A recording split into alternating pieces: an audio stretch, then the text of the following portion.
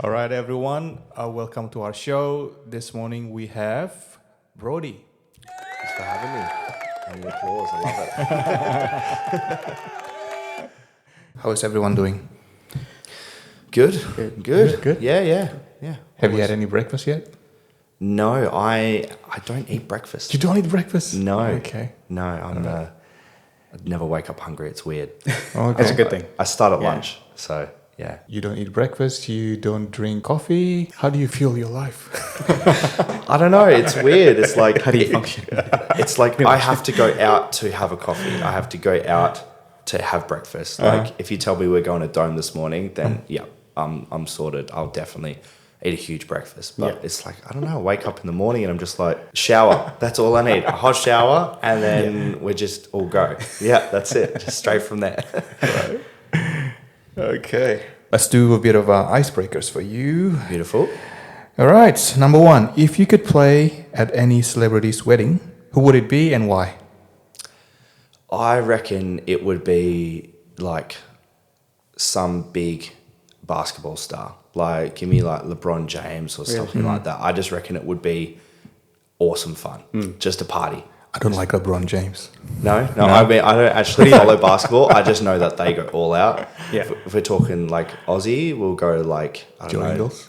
like Dustin Martin or something like that. Just someone who would party. Yeah. I think weddings need to be a party. So Yeah. something big like that would be awesome fun. Like the fireworks, the lot. Nice. Speaking of basketball, we did a wedding a couple of months ago with David Yes, Martin as the celebrant. the celebrant. Yeah. Celebrant. David Martin. The Wildcats. The Wildcats captain. Right. Well, ex-captain. ex-captain. Yeah. He's a That was- celebrant now. Celebrant. I just remember we were sitting there for, I reckon it was a good half an hour. We had spoken to him. I'd met him. He came up and said his name and that. And I was like, I know you're from somewhere and I don't know why. And then we were sitting there and then all of a sudden it just kind of clicked. Yep. And I was like, that's it. And that was a fun wedding. I think we got rained out a little bit, but party went on. So I was so worried about the rain, Yeah. but it turned out really good. yes, yeah. So that was a good night, but we were definitely huddling under some umbrellas during the actual ceremony. But the bride and groom they were stoked with it all. They didn't care. They were just like, "Yep, let's go. Let's get married. Get it done, yeah. That's it." That's good. Next one, if you had to choose one instrument to play for the rest of your life, what would it be? Well, I'd have to go with the guitar because it's what I've always known and loved.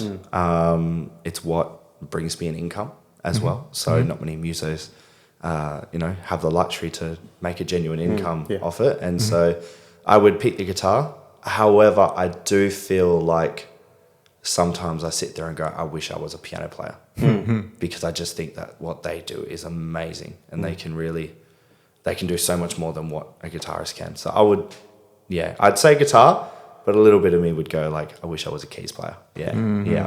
Something. Is it acoustic or electric? I've always been drawn more to the acoustic playing, acoustic songs. Personally, I just like to sit on the couch with the acoustic and just play. But I go through periods where you kind of chop and change, and depending really who you're listening to at the time, that's what you're actually doing. So when I was studying music, it was a lot more electric guitar, because we were playing in bands and doing that kind of thing. As a wedding musician, it's all acoustic. Like there's very rare unless you're doing a band gig that you're playing the electric. So yeah, definitely more the acoustic. Any particular acoustic brand you like? Look, all mine are not Taylor? I don't have any Taylors, Martins, Matins, anything Gibson, nothing fancy. I play a Tasman, which they're a lovely little brand. But I very much look for workhorses because in our line of work, at any point, someone might come up and go, I want to play a song. And I don't really like being that guy that goes, no, I'm not giving you my guitar because it's worth $2,500. Instead, I'll be like, oh, yeah, I paid $500-600 for it. It's still a lot of money, but it's not the end of the world if they drop it or scratch it, and even though I didn't spend a crazy amount, it's probably done 200 odd gigs over 3 years. Yeah, which probably 250 odd over 3 years. So yeah, does well.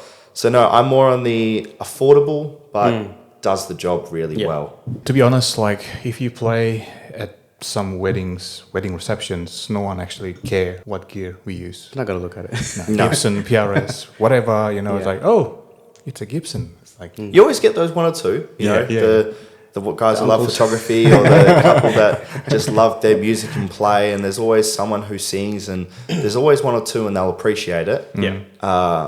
But that stuff's for us. You know, the toys are for us. The gear is what we like to use, not necessarily what everyone else wants from us. As you said, they don't really care. They don't know what it is. So, yeah. A bit of trivia. I used to play in a band as well. I used to gig around Perth and just play music during the weekends, right? I used to bring my, fancy equipments for those gigs. And I used to carry my, I think it was my Gibson SG and a couple of $1,000 worth of pedals. Right? Yeah. And there was this chick like dancing around on top of my pedals. I was like, shoes, move. Don't stand here. Oh, it's the worst. I was panicking, man. Like, we do a New Year's gig and we're literally on grass and there's no stage. So they can literally just walk on and off all night. And I'm sitting there, I'm like, my pedals and my electric guitars, that's where I have spent a bit of money. And same thing, it's like people just come over, they're spilling drinks everywhere. They're leaning on stuff. I've had people fall onto my microphone, and the microphone smack me in the face and they fall over. Like, you've had it all happen, and you just have to go, Nothing happened. nothing happened, it's all good. Let's ignore that they did something to the gear, and you just have to not be too emotionally attached to this stuff, because in the end, they're tools. Like, they are tools. They're not meant to be sat in a cupboard and left alone. And if you've got something like that, then I recommend leaving it at home, because, as you said, like, people are going to come up, they're going to dance on them, they're going to ask to play a song, and people will remember you for letting them do those things. So I'm always like, here's a guitar, play a song. If you suck, people are going to boo at you, so just make sure it's decent, like, because we cop that all the time as well. So it definitely happens a lot. Do you ever play the keys though? Do you know how to play keys? I can play very, very, very basic keys. Every now and then our keys player might teach me to play something, because he also sings. So we might try and do something like that, but like, not enough that I would ever hire myself out as a keys player. Ever. Like, okay, definitely not good enough. But I've done the odd little bit on there. But no, not enough to just sit there and play a song. So, Have you ever forgotten song lyrics while performing? all the time. All the time. All the time. Like, we have this running joke with my partner, who's our singer, and then in our band, it's like, there's so many song lyrics that we actually don't know, and we sit there and look at them for the first time and go, oh, that's what the lyrics are. And it happens all the time, to the point where, like, I will get the worst looks on stage because we're all singing some part together and I've sang the wrong words, like, and just going, no, but that's the words. And they're like, no, it's not. And I'm like, oh, well, I really thought they were. And no, definitely have done that a lot. But people don't notice. Like, definitely. Especially as a singer, people know the chorus and the first verse of every song. Outside of that, they don't. Right? I do my little party trick while we're playing is I do a few raps here and there. And I can tell you right now, sometimes it's not even words that come out. It's just sounds and syllables, because I've forgotten this one little section, but I know the next bit. I just need to get it through to it, and people don't notice. So it happens a lot. Forgetting chords is definitely worse, because you hear that a lot more. But lyrics, you can get away with it. You can definitely get away with it. However, if it's something like an IELTS song, it's in front of me, because I don't take that risk. I will get this. We will get this right. It will be 100% correct. It will be right there in front of me, always just on an iPad to the side. And so if you're unsure of something, you can look, because you don't get that one wrong. I mean, you do get into the singing part too, so sometimes you do forget. So, it happens where you forget, but if you've got your little prompts, kind of keeps you going. So, yeah. Cool. Okay. And what's the most challenging part of being a wedding musician that people might not expect? Probably two parts. One would be we are human and we don't actually know every single song. So I've had moments where people come up to us and go, I very much try and accommodate everything at a wedding to the couple. So if they have a song change on the day, I'll do it. Like very much so. If it's within my ability to do so. Where it gets hard is people forget that we don't know every single song. And just because it's a top 40 song right now doesn't mean I actually know the song that well. Yeah. So that's probably one thing. But the hardest would be actually getting like someone's ideas out from us. So we had one wedding where they asked us to play a Drake song for the aisle. Wow. A Drake song for the aisle. And it was actually a really pretty song. And a bit of advice I give people when picking songs is pick the song based off like the lyrics and the meaning, not necessarily the song itself, because we can slow it down, we can change it. Like you'll see musicians doing it all the time where we chop and change it to make it work to the situation. But we did get a Drake song once and we were like, how on earth are we going to turn this into a slow, really pretty awesome? And we did it and we were really proud of it. But that's probably one of the hardest things is just getting their vision and performing it. Or the opposite is when they have no vision at all and they don't know what they want and trying to give them ideas. But you don't know these people. Like it's a really personal thing. It's their aisle song. It's their first dance. Some people don't have that picked out. So you've got to suggest things and kind of having conversations and learning about them while trying to suggest songs that they might like. Based off artists they like, genres, all that kind of stuff. But taking the vision or lack of vision and making it into something amazing that will last forever is probably the hardest part of being a wedding musician. Yeah. Okay. Is there a song that you just like the most played song that you've ever done? Like Ed Sheeran, Perfect, or kind of. Ed Sheeran's kind of dropped off a little bit. I saw that. Yeah. I don't play it too often, but I like Ed Sheeran, so I'm always happy to play it. Can't Help Falling in Love is probably still the all-time, bit of Elvis. So there's, you don't go a month without playing that song at a wedding, and it's and like. As much as you try and go and steer people away from songs that are used quite often, there's a reason they're used. Like the people don't use them because they're boring songs. They're really pretty, nice songs and have meaning and all that kind of stuff to those people. But that's probably still one of the most played songs that we get. And then the other thing is whatever's big on TikTok. Are you on TikTok?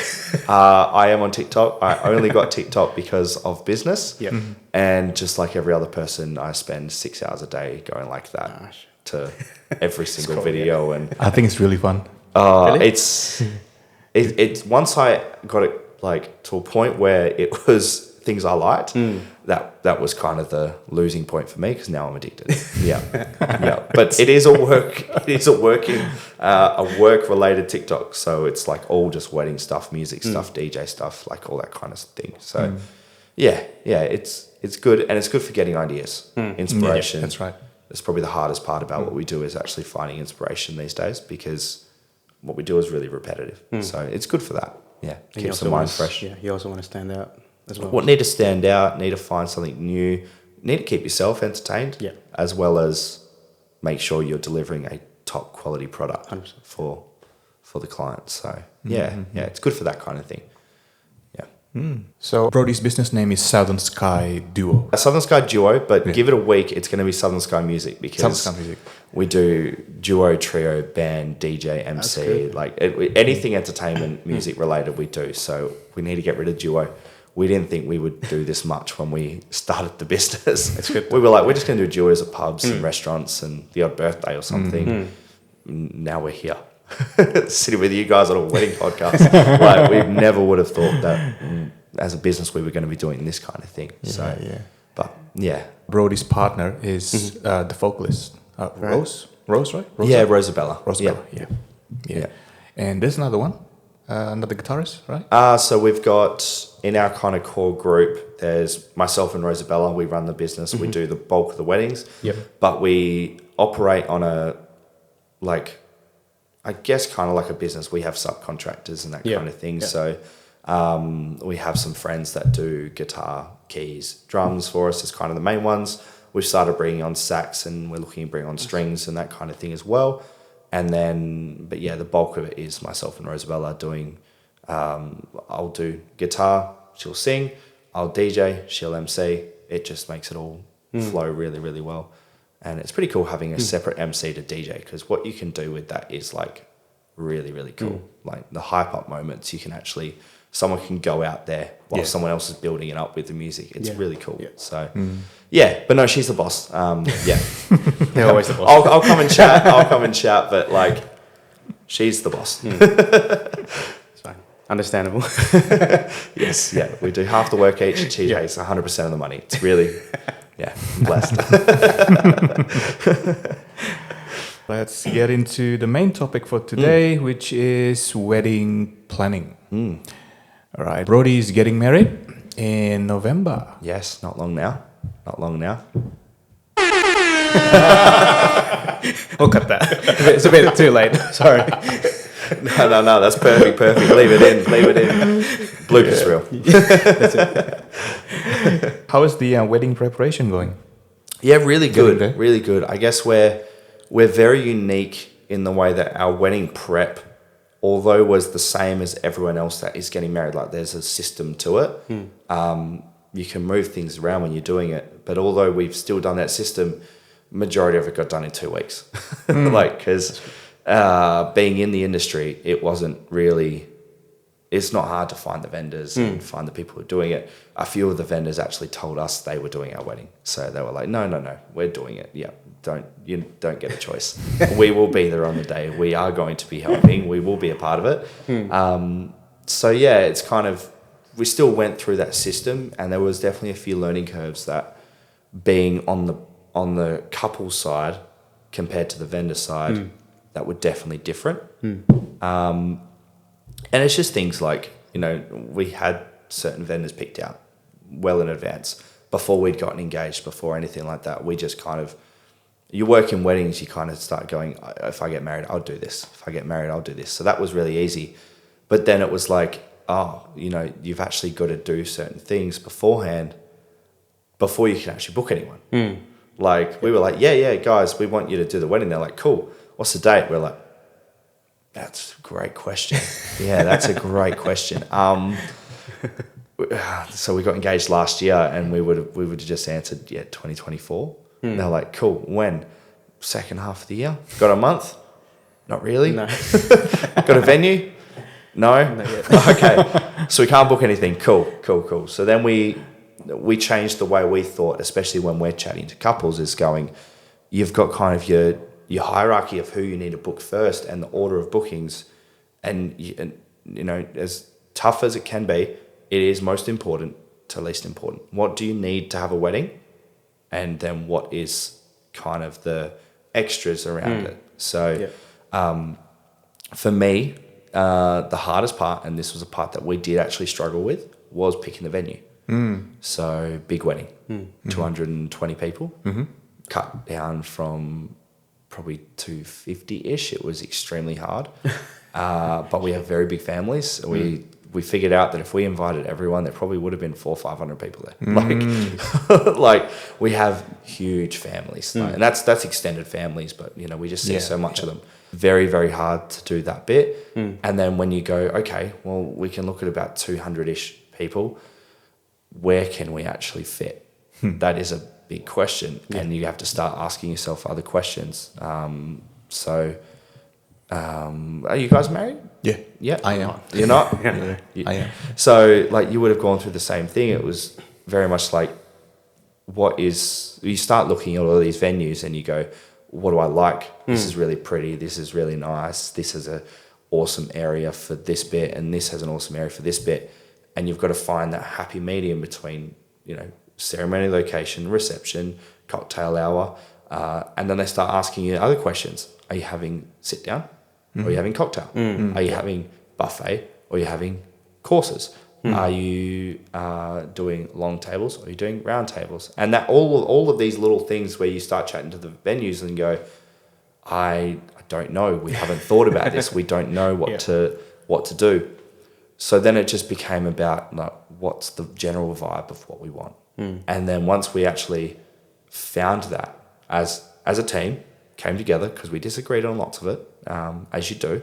When you start figuring that out, then you can start eliminating and finding the venue. So for us, we wanted that happy medium between really nice gardens, outdoor ceremony, really nice photo locations, but we wanted it to be a sit-down course meal, I guess ball style kind of reception, which was definitely more my partner on that bit, because I was like, yeah, we'll just have a cocktail, like we'll just stand up the whole time, casual, and really casual, like wear somewhat nice clothes, and but we did try the food recently at the venue, and I'm happy we went sit down because it is beautiful. So you kind of figured that bit out, and then you can start looking at dates, because if you pick the date first, then you might be limited to the venues you can go to. So we were lucky. We had 3 dates and the venue had 2 of them. Finding your 2 or 3 venues that fit the style and fit the vibe, fit the type of wedding you want, and then going from there to booking it, finding those dates. And then letting people know those dates. So finding venue is the first one.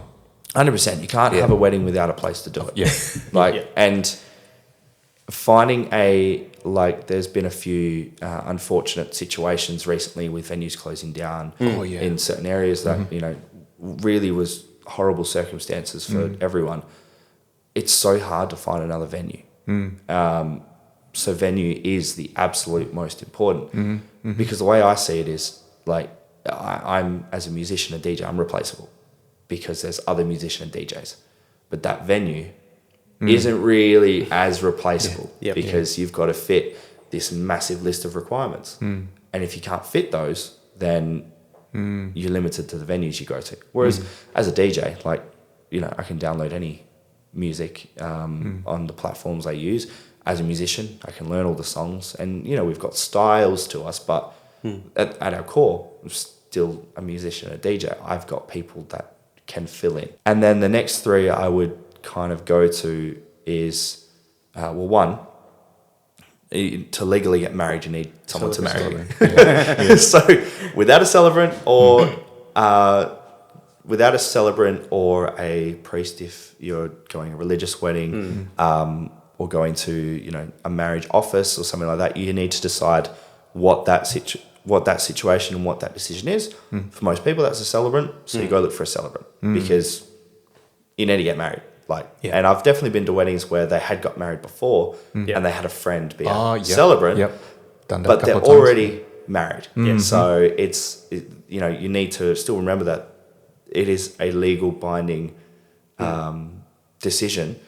So without the celebrant, it's not going to happen. So that would be like outside of the venue, I would go celebrant. The next would be capturing the day, how you plan to capture it. So I usually put video and videographers and photographers in the kind of the same group there. And then the next would be entertainment, and running that side of it. Your celebrant's going to run your ceremony. Your DJ MC is going to not run the night, but they're going to be the forefront of who people think run the night. We announce everything, that kind of thing. So I put celebrants, video and photography, and DJs as kind of that next forefront. And then it's the things that can be done by multiple people. That one person can do multiple weddings of, cakes and stuff like that. One cake maker doesn't have to stress flowers, although there's a lot to do with it. They can do multiple weddings at once. So it's, not the most important thing. Whereas as a photographer, if you're doing a ceremony, most ceremonies are at the same time. So you're doing one wedding. Realistically, you're doing one wedding. As a celebrant, same thing. Most ceremonies at the same time, you're going to do one wedding a day. And because you have to allow for the fact that maybe people run late. You can't turn around and go, oh, you ran 45 minutes late, my package is nearly up, I'm going, we need to hurry this up. No, you wait 45 minutes and you start in 45 minutes. That's how it is. So I'd probably go those next, and then after that, it's deciding what's important to you from there. Yeah. But it can be a process that you kind of, if you plan it out, it makes it a lot easier to actually plan the wedding. Yeah. What about the hairdresser and makeup artist? Where would you put that in category? I would put that kind of that third tier, like once again, a hairdresser and makeup artist. It's extremely important, but I'm finding more and more it's the trends, and like people are kind of going with similar styles and that kind of thing, but they've all got teams, so they can a lot easier kind of book that. I don't know, it's hard to explain. Yeah. Especially being, a male, I don't have to deal with that. We're easy. We're leading up to our wedding. My partner Belle is going, yep, so we're going to be up at 6 a.m. and we're starting at 6:30 doing all this, and I'm like, I'm not. I might get up at about 8. Like midday even. Have breakfast about 9 because I have to have breakfast on the day, and then we might go karting or something. I don't know, go play around in golf. Yeah. And then by about 12 o'clock we'll go back and we'll start getting ready. Yeah. So it's completely different. But there's probably a little bit more work that has to be done with picking something like that. Like a lot of makeup artists and hairstylists will do trials. Yeah. So you usually do those trials before you solidify that person's in there. Yeah. And like, I could be completely wrong here once again, because it's not something I deal with often. But from what I've seen, you do those trials and that kind of thing. Whereas with the celebrants and DJs and videographers, photographers, you kind of look at their work and then go, awesome, I want to book you in. Whereas this is probably a bit more of a process. Cake, same thing. You may want to try their cake. You may want to go and get yourself a sample box to pick the flavor you want. That once again is a process, because you got to let them cook that. Like you got to let them make it, so you got to order it. Then you got to pick it up. Then you got to try it. Then you got to decide. You might be able to be lucky and see them at an expo, and you've already tried it, the food, tried the cake, that kind of thing. But you've got kind of, there's still other necessities, but as you go through these, and the one thing I do tell people is no two weddings are the same. You don't need everything. Like I tell people all the time, I would recommend getting a DJ and MC. It helps a lot with running the night. Some people go, yep, that's great advice. Thank you so much. We're going to use a Spotify playlist. And I'm like, I don't recommend it. But in the end, it's their wedding. Like I can't make them do anything. For some people, it's like, I personally, one of my biggest budgets for the day went towards photo and video, because I'm capturing it. I want to capture it, every single part of it. For other people, they don't mind. Like, I'm going to get a photographer for a few hours because I want to capture some nice photos of the ceremony and get some photos afterwards, and then they're happy to go because they don't mind as much. Some people want a videographer, some people don't, because they don't mind as much. Celebrant, bad luck. You need one of them, because otherwise you're not getting married. But once again, you can go to a marriage office if you're having a religious wedding. There's other ways around it. And even venue, like when I say venue, that doesn't mean you need to hire a venue. That just means you need to pick your venue. So I do a lot of backyard weddings. I love them. They're definitely a party, because those people don't have a time to close down. The bar doesn't shut. And I'm not going to lie, I've been asked many times to stay late, and I will, if obviously, if people are paying for that service, I'm more than happy to stay until 2 a.m. to keep the party going. It's all good. Do I regret it the next day? Absolutely. Because you're usually not getting home until 3-4 o'clock. Like, it's a long, long day. But you can have a backyard wedding. Like, there's nothing stopping from doing that. You just need to decide on that, because that changes what you do. So instead of, a backyard wedding then becomes, okay, you need to look at things like, do you have a marquee in case it rains? Do you have a dance floor or a space to dance? How are you doing drinks? Are you hiring bartenders, or are you doing eskies? Like, there's so many other things. You need to get caterers. Like a venue will 9 times out of 10 have a caterer, unless they advertise they're a DIY venue. But even then, you know, they've usually got preferred vendors that they get in for doing the catering. So there's just, depending on the option you go, there's kind of a list of choices you have to make. Yeah. And we very much learnt that, being the fact that even though we had most of the booked within 2 weeks, there was other things that we didn't really take into consideration, didn't know we wanted. And then some things are just fun and you're just like, let's just do that because we can. Like, I don't need a reason. We're getting a gelato cart for our wedding for people in between. It could be a hot day. It's in November. There's every chance it could be 30 to 40 degrees. Yeah. So something like that's a great idea. It's a bit of fun. People will like it. And yeah, we're just like, yeah, cool, awesome. That's a great idea. Things like, then there are other things that are fun, but are also a way to get those memories. So photo booths. Yeah. Such a big thing at the moment. And so they should be. They're so much fun. Like, you can use them all night. People can take photos home on the spot. Yeah. But because of the technology that we have in 2024, we can also get sent the entire gallery as the couple. And then you sit there and go, this is awesome. Look at these memories. They're all these people who had fun.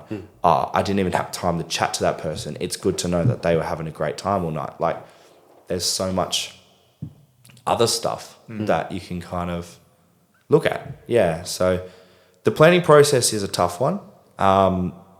It causes many arguments. I see it in couples. Yeah. I see it in my own relationship. It happens all the time. But it's just, you need to have those conversations on what's important to you. Like, what will make your wedding and that kind of thing. So yeah, there's a fair bit to it, but it's like just getting that process going. But above all, you need to, very much, I always recommend start with the venue, find out what you want. And that can go down to, you may want a nice ball in a grand ballroom, go Crown, that kind of thing. Somewhere like Rendezvous, Joondalup, all that, where they've got those grand big ballrooms. Yeah. That if that's the style of wedding you're looking for. Other people may turn around and they're like, we are at home in nature. We love forests and bushland and that kind of thing. So going out to the hills somewhere where there's so many amazing venues that you can do that. And then deciding, you know, are we doing it ourselves? Is it a DIY wedding, or are we getting someone to help plan it and paying for everything? So budgets and all that, make sure you're kind of following it, having those discussions, because if you don't chat about it, you just end up blowing your budget anyway, and more arguments will happen. So yeah. So you reckon booking the vendors at least a year ahead of the wedding? I think at least. Yeah. I'm noticing right now I'm getting 18 to 24 months. Wow, okay. Is what people want. It could have a lot to do with financial situations and kind of the economy at the moment. People aren't booking. People are allowing more time so that they're not having to kind of skimp out on the costs of it. Because in the end, like, you know, you do it once, ideally. Ideally, you're always doing this once. So you want to do it right the first time. So yeah, booking your venue, and then kind of that will always need, usually I would say 12 to 18 months at least. It's very hard to get into a venue last minute. There's always spaces for it, and it's always doable, but it just might not be exactly what you want, and you have to compromise more. And that's what it comes down to, is like, I have people all the time message us and go, hey, our wedding's in 3 months. Like, can you do it? And I'm like, yeah, let me check. Sometimes it's yes, sometimes it's no. If it's a no, I will send them to who I think would be the next best. They've come to me for a reason, so who does something similar, offers a similar service. It's never going to be like for like, but there's someone else that can do it. So it's like going through that process of finding your venue, allowing that time. The longer you leave it, the less choice you have. And that's what it comes down to in the end. It is first in, best dressed. And people pay deposits. And I myself, although, like, you'd be lying if you said you're never tempted by money. But deep down, I know that every single time, if I've booked a ceremony 2 years in advance and someone comes to me with a full day where I'm going to make 3-4 times as much, I will not cancel that person's wedding. Yeah. Because that is a massive day of their life and I am a massive part of it. And like yourselves, you know, you're capturing that. They've hired you for a reason. They've got you in advance. So I'll always give it to first in best dress. Like it's how I always do it. If you come to me and you tell me exactly what you want, I will do that. I don't care how far. Well, I usually like to not go too far in advance. Like I'm not booking, 2.5, 3, 4 years away. You don't know what's going to happen in that amount of time. Personally, I know some people who do, because this is, it's long term. And that's not saying I'm not long term. It's just I don't like committing to things 3 years in advance, because what if I want to go on a holiday to Europe? Yeah. And I want to be away for 3 months. You lose those sort of things. So that's kind of the only reason I don't do that. But yeah, I'm noticing 18 months is probably the happy medium for vendors who can't do more than one thing. Like there's only one of me. There's only one Southern Sky duo. I can't replicate Southern Sky duo. It doesn't matter how hard I try, who I find, no one will ever sound exactly like me. Can I find people who are just as good, if not better? Definitely. Yeah. But I can't be in more than one place. Someone like a cake maker, depending on the team and how they work, and once again, I'm no baker, so do not quote me on any of this. But maybe they can pump out 10 cakes for a Saturday wedding and do 10 different venues, because they make them all, they're ready, they just drive them around or get picked up. Yeah. I've seen some pretty amazing things from solo cake artists pumping out a lot of cakes, and that's awesome. So then you don't have to go, I need to book my cake 18 months in advance, because what if they're not available? It's not as bad. Maybe you're doing a backyard wedding and you want to hire a food truck. Well, once again, most food trucks are sole owners, sole operators, sole chefs. If you want their food, you probably should book them a fair bit in advance, otherwise you're not going to get them. Yeah. Same with photo and video. Once again, as yourselves are, you're sole traders. You have a team. You have people that you go to for second, third shooters and to fill in if you need it and that kind of thing. But in the end, it's your photo style and your editing style. Everything you do can't just be replicated. So they're hiring you for a reason. So yeah, give yourself more time than less. If you can do it 18 months in advance, I would. It also gives you more time to pay things off. We do payment plans with some of our brides and grooms and couples. Some people will pay us monthly. And we work that out on the spot and go, okay, it's 14 months until your wedding. Let's split this payment into 14. You still got to pay the deposit. We can't change that. But the remainder of it, we'll do a payment plan. Because we don't want it to be about the money.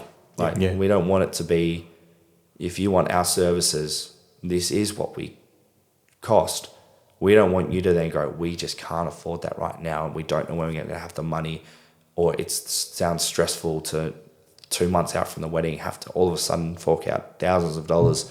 So we go, all right, well, it doesn't affect us. You're paying us the same amount. There's no interest on it. It's not like we're going to charge you a fee to do it, because in the end, it's just going into an account. Just set up a direct payment. It's, we don't change anything. We just track it. That's it. So once again, the more time you have, the more time you have to pay. There's lots of those little things. And we've got people who have been doing that with us for our wedding.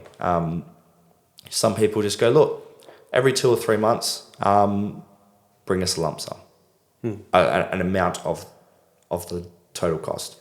So we're hopefully on track to, a couple months out, the only thing we'll be paying is food and drink, because when we have the final numbers and that kind of thing, and hopefully the bulk of our vendors will be paid off, and which eliminates so much stress.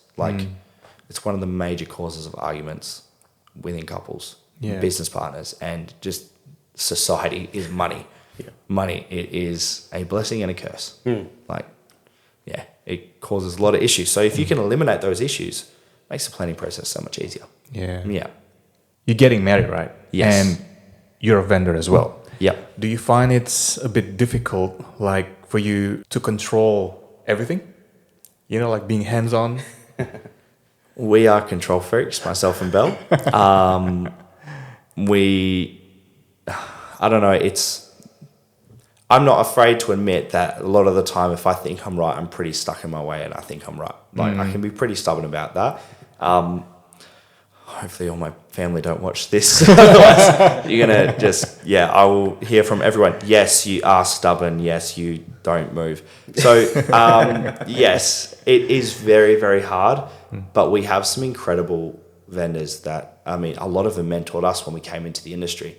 So a lot of our ideologies come from them anyway. But we also are very big on the fact that we've created our own brand.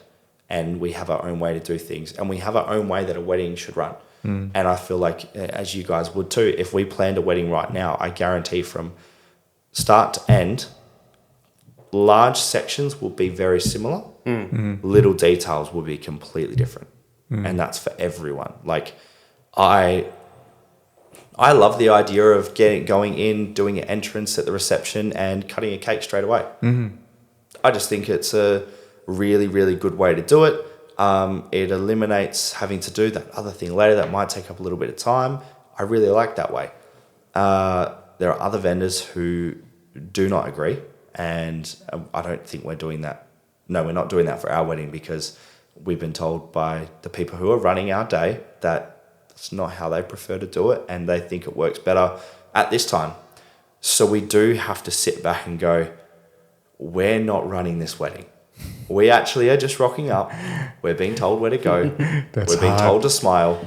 And we have no say in anything that happens. When push comes to shove, someone else is making those calls. And really, if everyone's doing their job, which we know they will, we actually won't know when something goes wrong or happens. That's usually us as the vendors. Something goes wrong, we fix that problem before the couple know. That's why it can be such a stressful job. But I'm just going to be sitting there all day going, is everything running okay? Because no one's told me anything. There's so many little details where we're being told, no, we're going to do this. No, we're going to do this. Because we've got people who, we trust making those decisions. And in the end, they're running it. They're creating the day. And we get the overall say. In the end, we get the final say. Yep, that's pretty much how it works at a wedding. The couple do get the final say. But we also need to sit there and go, I hate it when the couple just goes, no, when we know that this works. So I need to not be that person and go, Brody, just be quiet, let them do their job. You're going to have an amazing day. And when push comes to shove, you're not even going to notice those little differences that you thought were important before. But it's hard for anything, especially we have entertainment on the day. We have someone playing music. It's so hard to not sit there and go, we want you to do it exactly like this, because that's how we want it. In the end, hiring them because we love their style, and we can give them the vibe of what we want, but I can't control what they do, because in the end, they're a professional. We hired them because they're them. And it's the same. It's like, I've heard of videographers and photographers doing their weddings, and they struggle to pick who they want because, gear that they use might not be the gear that they use. The style might not be the same style. The shots might not be the same shots.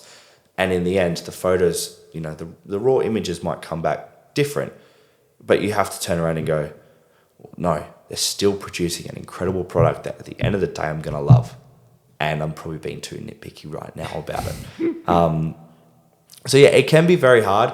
And especially when you're so proud of what you do.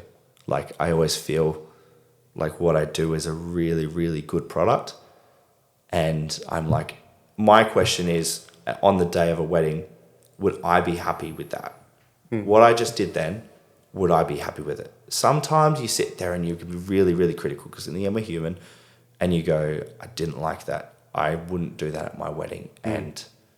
But the couple will turn around and go, that was amazing. It was so good. Little things that we really kill ourselves about, they don't notice. But yeah, for ours, the process has been very tough, because we went, we have so many people going, we'll send you a timeline. I'm like, no, I've got the timeline. They're like, yeah, but we'll send you a timeline for what's going to work for your wedding. I don't care. I've got my timeline. Like, why do you need yours? I've got it. It's already done. What are you doing? And then they send it through and we're like, oh no, that does make more sense. Yeah. My bad. Yeah, so it happens a fair bit, but it's really, it is tough. It can be very tough. But we're getting there. Yeah. We're getting there. I'm only going to do it once. Yeah. I did a wedding a couple of years ago. It was a big wedding. Everything messed up ever since the beginning. Like the makeup artist running late, half an hour running late, right?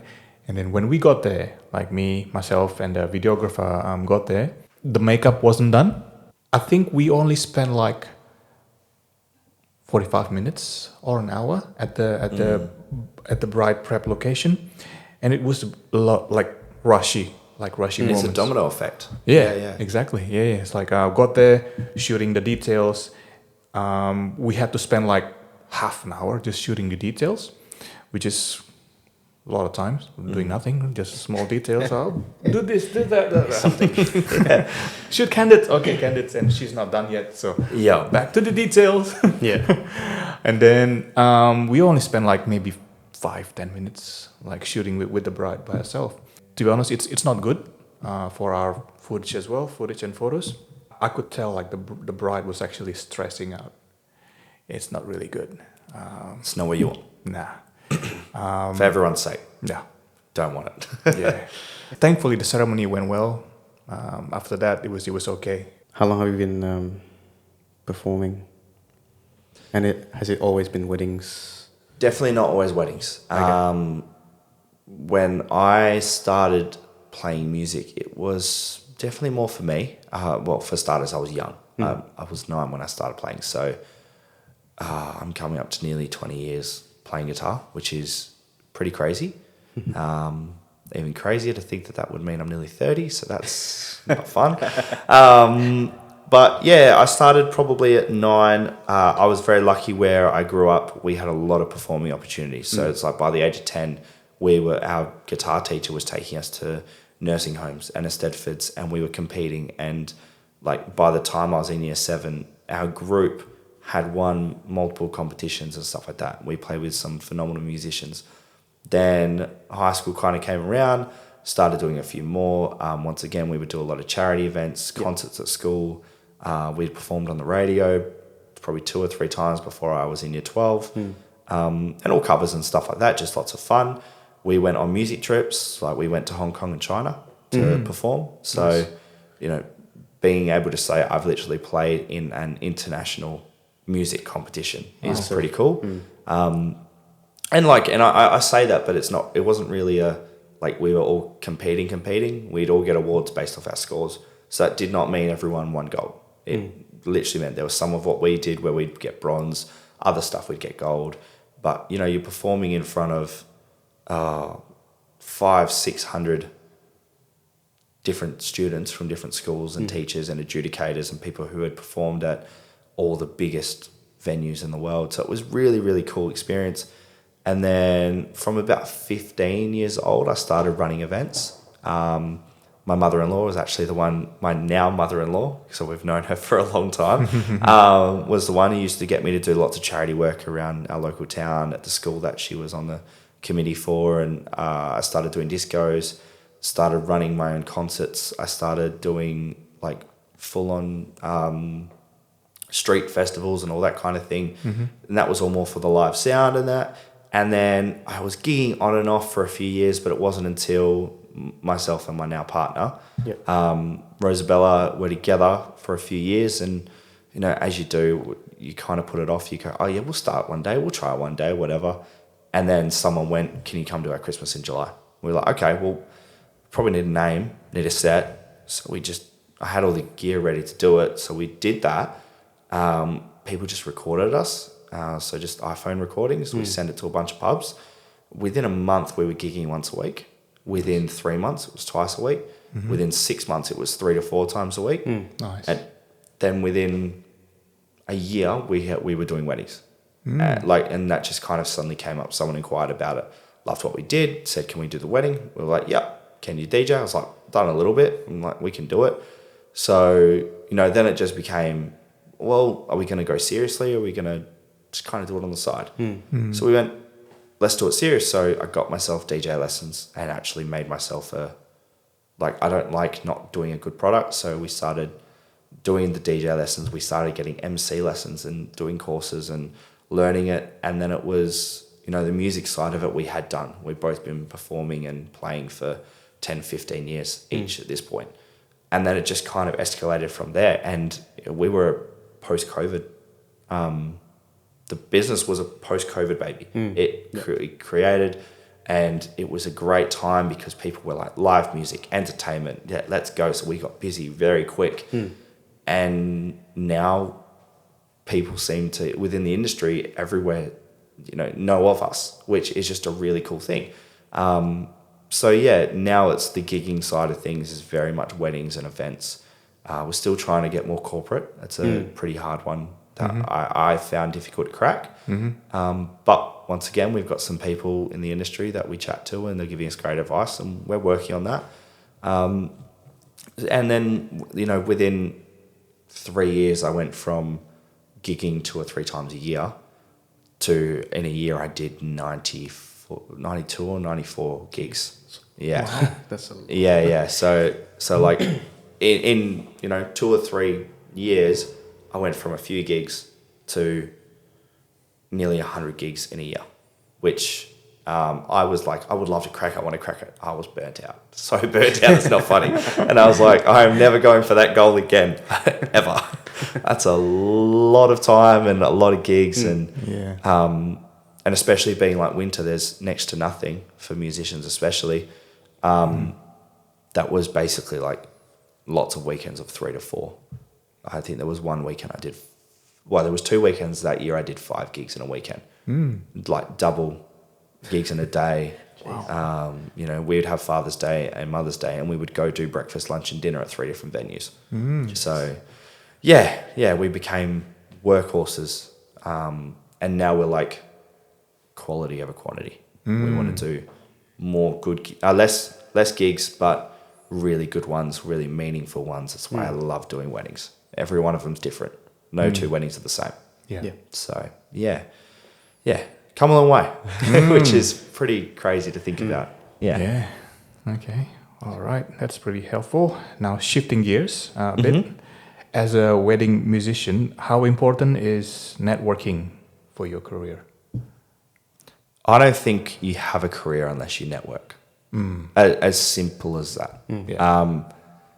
The first expo I ever did, I was crapping myself, is to put it lightly.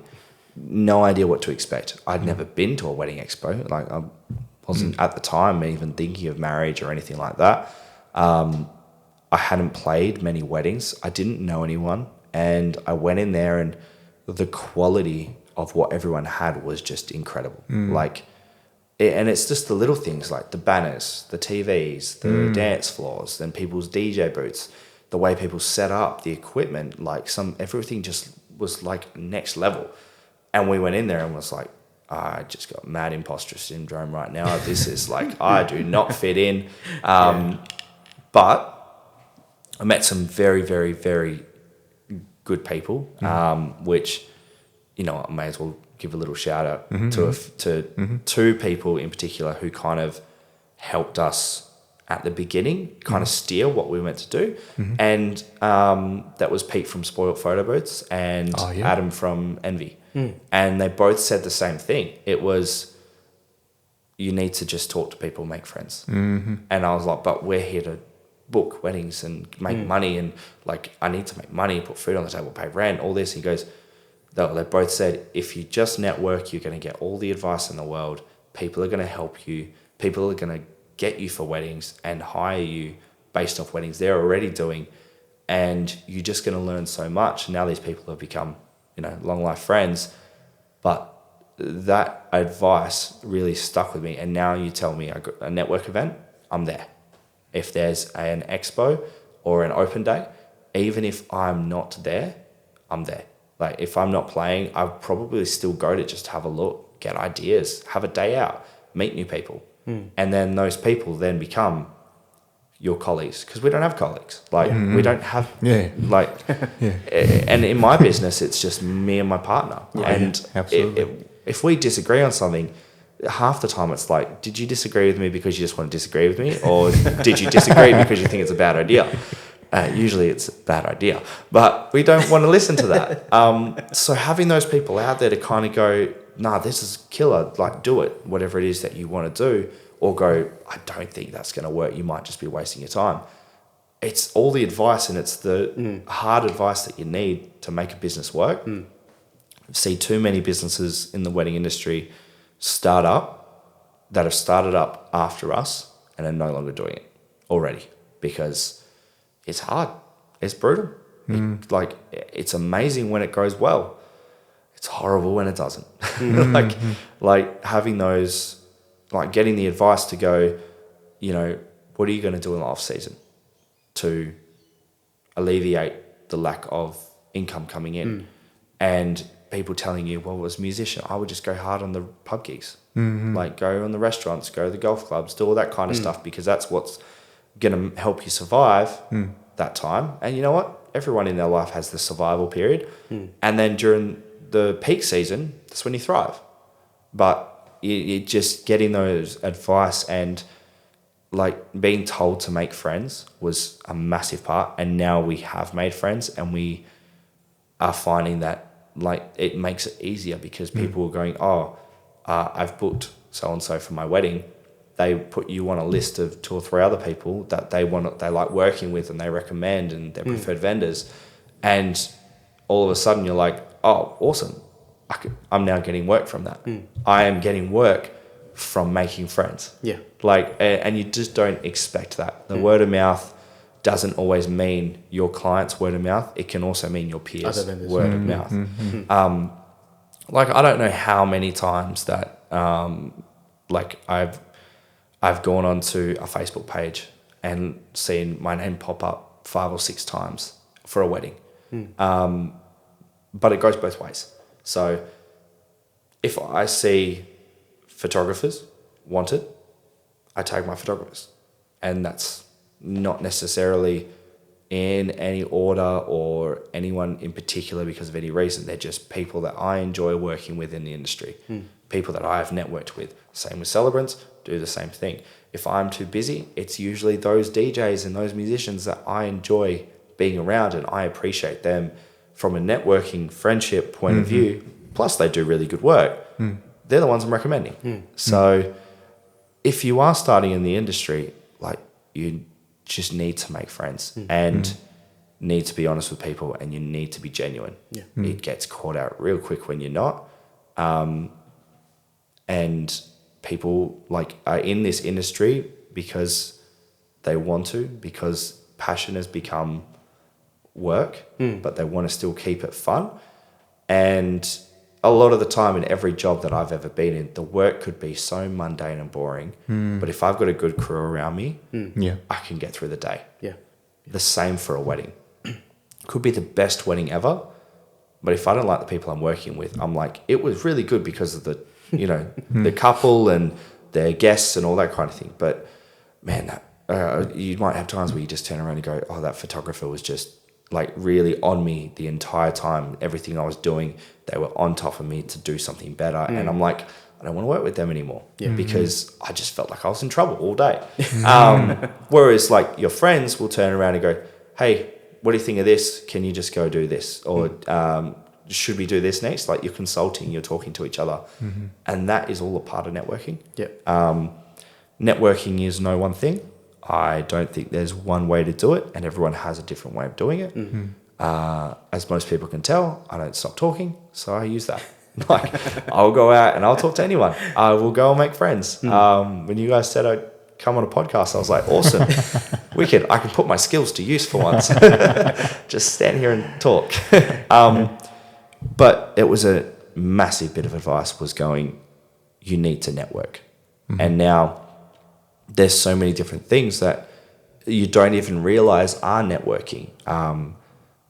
A good friend of mine, Riley Craig, he's just started making games. And if you've ever heard of give a little shout out, Squad Goals. There you go.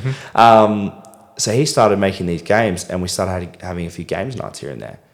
And I go to these to have fun with a few friends that I've met through the industry. But I didn't realize how much networking I'd get out of that, because they're friends in the industry who I haven't worked with before, haven't met, are now becoming my friends. Yeah. So, and you notice that a lot. You go to a wedding, and I think there was a wedding that we may have done at Chapel Farm, recently. Yeah. And there was someone there, I can't remember who, that, sorry, I can't remember which vendor exactly it was, that you knew and I didn't. And I went, cool. I now have a common person, and now I've made a friend.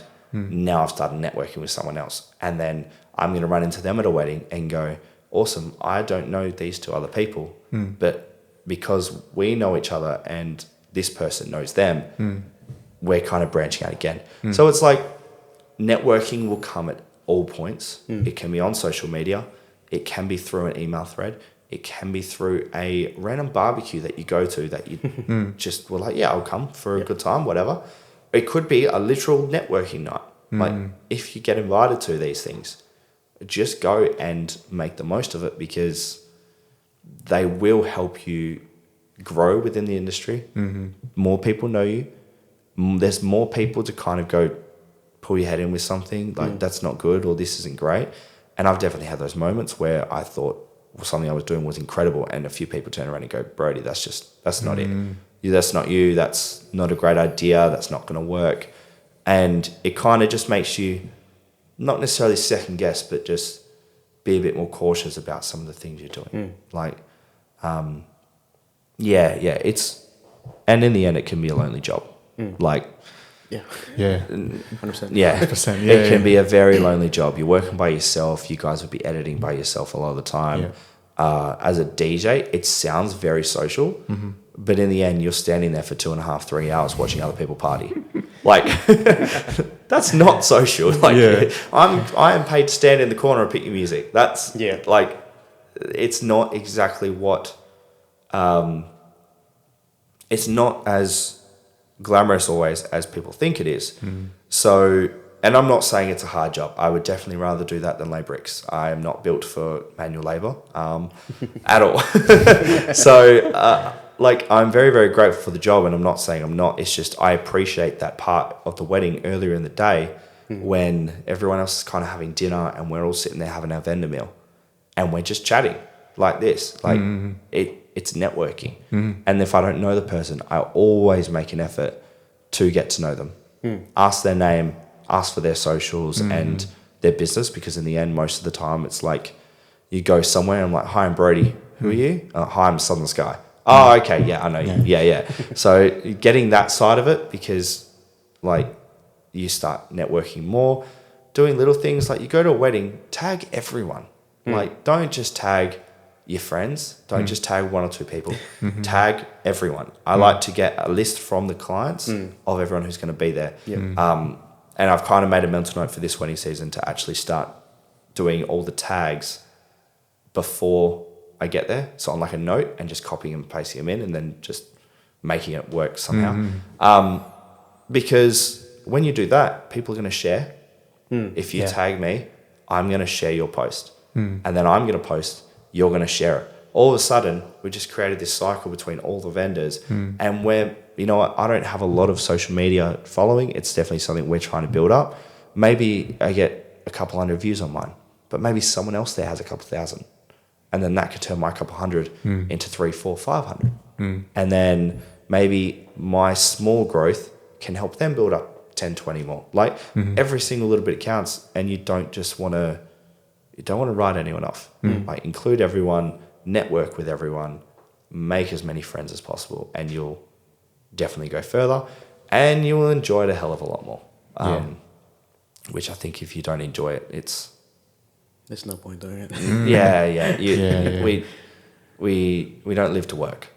We work to live.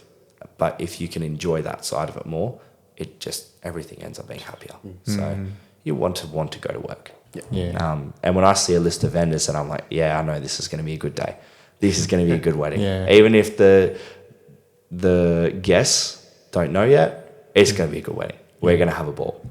And that gets me excited to go to work. So, yeah. Yeah, long time ago, when I first started doing this, we were talking about maybe 28. Before cameras were invented. Maybe 10, 15 years ago. I always think about the other vendors as my competition. You know, it's like, he's not a photographer. I'm not going to let him to steal my clients. That's how I think of vendors back then. And then as I grew mature as a vendor, as a photographer, I value relationship. You know, that's why we have this podcast. Like we love to have a chat with different vendors. We make relationships with them. And, you know, it's just fun, you know, chatting with someone, you know, talking about our lives, you know, talking about their lives, you know, just making some simple relationships. Yeah. I love that. But I didn't think like that before. I always think like different vendors, like, oh, my competition, you know, I don't want them to steal my clients and all that. I met this guy, another photographer. He said, Alvin, if you want to be successful in the photography business, you have to make relationships with other vendors. You know, be up there, go up to them, and introduce yourself. It's like okay. At first, it was difficult for me because I'm not really good with people. It took me some time to learn, to come up to some strangers and say, "Hi, my name is Alvin. I'm from Arts in Motion." To open up to someone, it's actually really hard for me. Yeah, and then finally, I made it. And then, and you're right. It's a big part of it. It's not like, I guess it's a similar outlook that I have, but probably different wording that I use is competition isn't bad.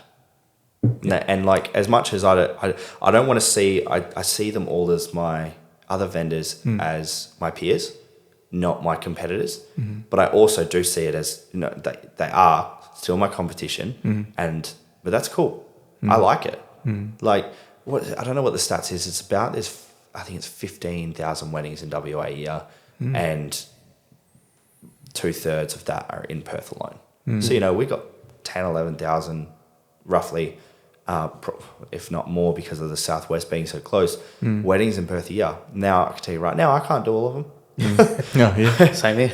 It's like you can't even scratch the surface of that. And obviously, let's go with 70% of those want entertainment, 30% of them don't.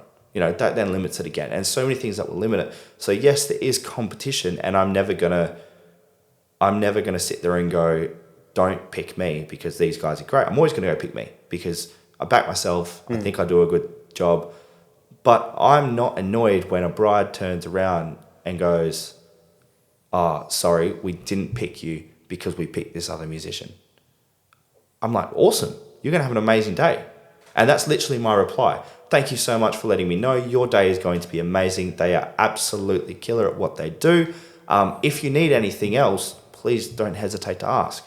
That's where I leave it, because I don't want to take weddings away from them. And competition keeps us honest. Competition keeps prices from hiking too high, from going too low. I think my competition has turned around before when I entered the industry and went, no, I definitely undercut. I, without a doubt, will openly admit it. There's cameras around that we were too cheap. And we got told that. And I was like, okay, cool. How do we bump these up without just bumping them up? So, we kind of worked at it and we got good advice about it. But it was, you don't want to undercut. You don't want to overcut people. You don't want to steal weddings from out from under people. Because, as I said before, these people might turn around and go, "Oh, thanks for doing this. I've actually got a wedding that I can't do. Can you fill in?" And then all of a sudden, well, I've made money. I'm making money off those people. And that's not using them to make money. It's just another avenue that you kind of get those bookings from. And then the other thing is, like, life happens sometimes, and I want people in my corner for when life happens to help me out, to fill in. So there was I don't know if it was the wedding season just gone, and there was someone who got really, really ill on the day of their wedding, and there was a large group of people. Everyone put their hands up, and someone jumped in, sorted the wedding out on the day. It was an awesome day. You would never have known that that person fell really ill. And I was like, well, that's a community I want to be a part of. That's the networking group I want to be a part of. That's what I want to instill into other people. And that's what I want people to think of me as well. That I'd be willing to throw my hand up and go, I'll help you out. Like, don't worry, we'll sort all this out. Don't worry about the money. Don't worry about anything. We'll sort that a bit later. And that is a big part of it. You see, if you push the money aside, it does come. Like, if you focus more, as you said, making friends, then you'll see that your network grows a lot bigger and your clientele grows a lot bigger and your outreach grows a lot bigger. I just don't see people making it in any industry by themselves. Like, obviously you need to have self-drive and the push to do it, but I just think if you haven't got people in your corner, then it's pretty lonely. Pretty lonely and pretty hard to do. That's right. So I guess we're doing this is kind of win-win situation, really. It's really good. Yeah. No, I love stuff like this. It helps. It's good for everyone. It's good for the clients to see the real side of it. It's good for other vendors to kind of get an insight into certain things. I've been watching the episodes and going, oh, that's awesome. I didn't really think about that. Watched the episode with Brandon and went, thank you. You're welcome. I do watch, guys. I do watch. And going, awesome. It's good to see other people feel that way too. Like, and these are... It's not just yourself. No. And Brandon is someone who I've looked up to while I've been in this industry because he's also been someone who's helped us a lot, given us a lot of advice. As he said, he's a dinosaur in the industry. He's a dinosaur and I'm just a little newborn trying to make my way into it. So, but it's so true. It's like you can't do it without other people in your corner. When something happens, you need people to help out. But also, we're all here to make money. And I'm not going to be that person that steals someone else's gig because I want it more than them when they've earned it. You know, not about that. And I don't think there are many people who are, which is great. But yeah, if you've got kind of the more people you know, the more outreach you have, the more things you'll learn. Yeah. The more things you learn, more things you can do, the more weddings, the more gigs, the more events that you can do. So yeah, everything's a domino effect. Yeah. It doesn't happen without the other. And yeah, I think no one really tells you how to run a business anyway. So, you know, the more people you actually talk to, you know, like I talk to Alvin pretty much every week. I get tired of his face, but I get it. He's probably the same to me. You're going to have to shift spots on the table. But yeah, you know, like I learned a lot of things from Alvin too. He's been in the industry longer than me. And Come on, say it. Say it. No, it's just I just hate when like other photographers just don't want to be friends with you. I mean, I would go in a wedding where I talk to the photographers. You know, I would say, "Hi, my name is Brad from BKD Media. I'm be doing the videography today," and you know, they just turn around. They don't want to talk to you at all. Like you still get those people, but you're going to get them everywhere. Yeah, but it makes the other people look better. So yeah, I just don't understand it. I mean, and we've got so many similarities, so many likes. Like if I talk to other musicians and DJs, like we have so much in common. We literally do the same job. Yeah, we have so much to compare, so much to talk about, and you can't really get away from it unless you literally take yourself out. Which, once again, as I said before, it's just lonely. Like, yeah, and I'm quite a social person, so I would rather. Yeah. I'd rather this. I'd rather come and chat to you guys and you know, meet new people. And like we've just met today. Well, actually, probably met before knowing the wedding industry. We've probably at some point done something together. Maybe.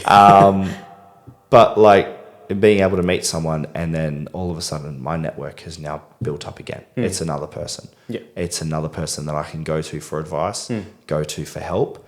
And also just someone I can catch up with. Sometimes you just need the social side of it. 100%. People to chat to who are going through the same thing. Yeah. You can't do that unless you network. Like my family are great. Such a good support network for me. But they don't do the same things I do. So when I need direct advice about something very in particular, I'm going to go to my colleagues. My colleagues aren't under the same banner as me, but that doesn't really matter. They do weddings in Perth. That it's pretty much all I need. And no amount of social media, no amount of, like you said, no one help you run a business necessarily. There's no real right way to do it. Yep. I tried to do the research, and everything I was looking up was just things in other countries or things over east, and there was so much that didn't relate to me because Perth's such a small place. Like it's a small business in a small city, and there might be a lot of work out there, but it's still a small place. Like, everyone knows everyone, and you never walk into a wedding without having some mutual friend in the end, because it's you're making friends, like not just colleagues, like work friends, but they end up being more than that, as always. Always happens. So, yeah. Cool. Thanks, Brody, for coming in and Thanks for sharing having your infos and stuff. See you next time, guys. See ya. Bye.